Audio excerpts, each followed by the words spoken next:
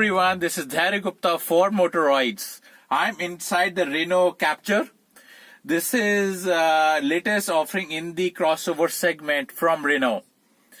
So today we are going to see the key features of Renault Captur. Some of them are very unique to this car, and some of them are not so good, and some of them are really funky ones. So we'll start with the key. Now this key card is very unusual compared to what we have these days. So this key card goes into the slot here, and this sort of acts in the ignition. The lights come on and the ignition is on, and then it's a push start stop button. You press the brake pad and it starts, and then you do the same to switch it off. The next feature, which I find a little interesting and at the same time gets a lot of getting used to, is this AC button. Now you must be thinking the AC is on, but no, it's actually off. This says AC off, and when I put this button off and the light goes off, that means the AC is on at this moment. The controllers for the climate control are not very unusual. It's got a nice silver knob around it, and it's got even for the temperature control, it's got a nice knob around it. But the AC control per se is very, very unusual. If you press this, it's AC off, and its light is not on, it's AC on. Another feature, and the third feature, is this control for airflow. Now, I really don't know what's happening unless you are aware of the car. So this is to push the air towards the defrosting area. This is for the vents here, and this is for the footwell area. So again, very unusual. Never seen it in any other car. These are the normal controls for defrosting, and this is for the rear defroster. At the night, we'll see this. This is the LED light which comes up, so it gives a really fresh and a very unique look to the Renault Captur interior.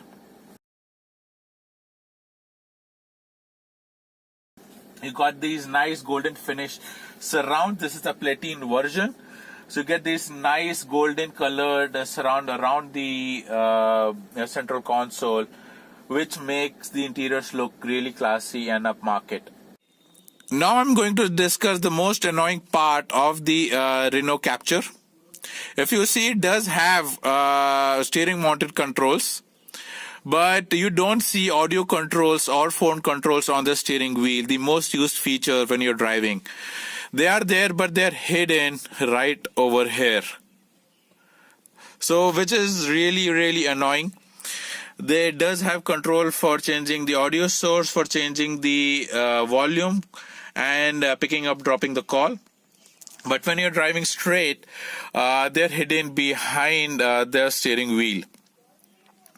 They do have the cruise control switches over here, but that is a feature we don't use a lot in India, so it's not really useful most of the times. Again, the most annoying feature of the Renault Captur. I hope they change it. Next interesting feature of the Renault Captur is when you close the AC vents, they give it a flushed look. Normally AC vents don't close all the way, but be the central AC vents or the side vents, when you close it, it gives a flushed look to the dashboard. So that's quite interesting. Normally a lot of dust gets into AC vents. If you're not using the car for a while, you can close this so a lot of dust won't go inside. One feature I like in the Renault Captur. One interesting feature of the Renault Captur, along with the full LED lamps, are what they call the floating turn signals. If you can see, they are progressive. Rather than flashing, they sweep through the length of the indicator, so it gives a really nice and interesting look. You do see this in Audi cars, but it is the Renault Captur is the only car in which you see this feature under 20 lakh rupees. The full LED headlamps, what Renault calls the LED Pure Vision.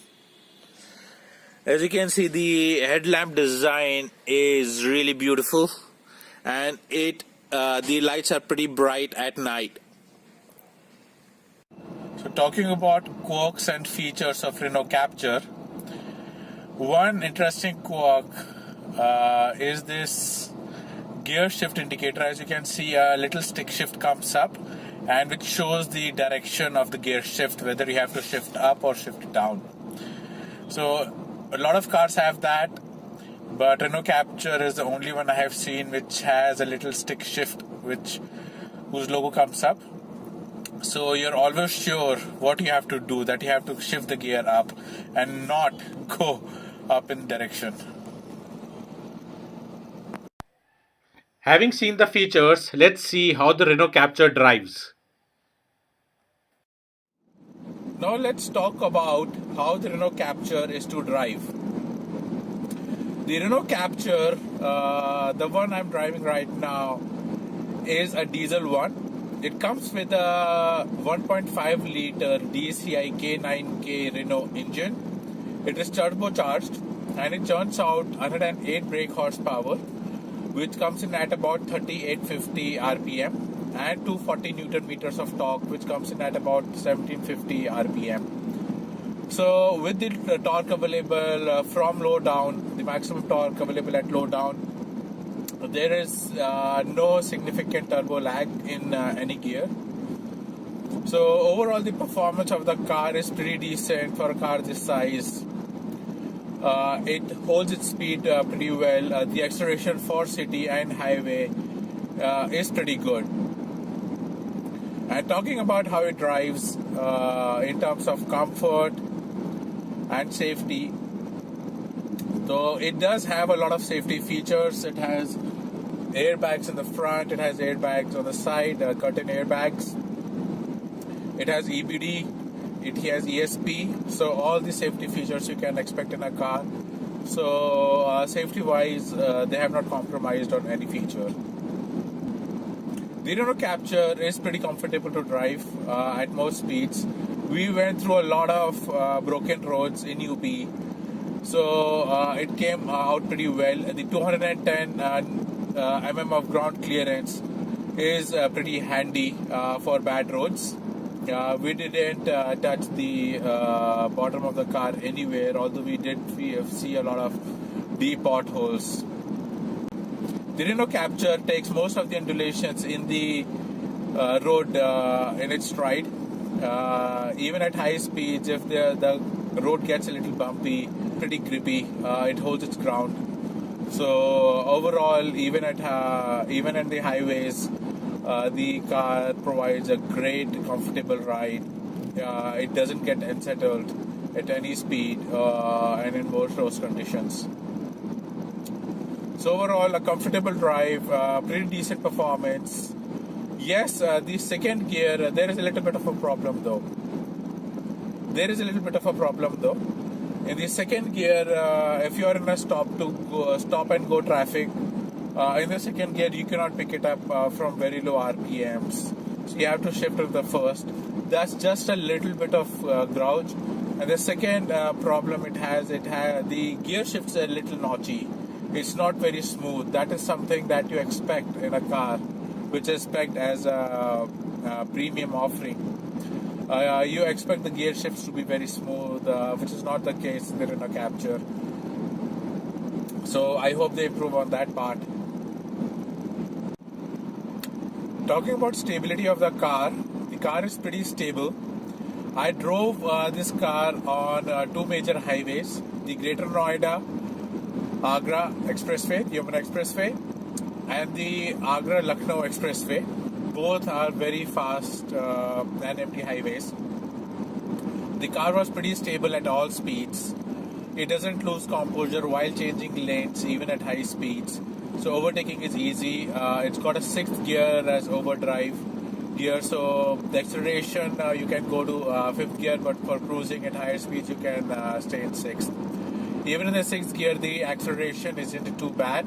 You can still overtake So overall, this is a great car to drive on the highways, especially when we have a lot of open and fast highways. As we have already discussed, the ride quality is pretty good. It's pretty stable. So this car would do pretty well on highways.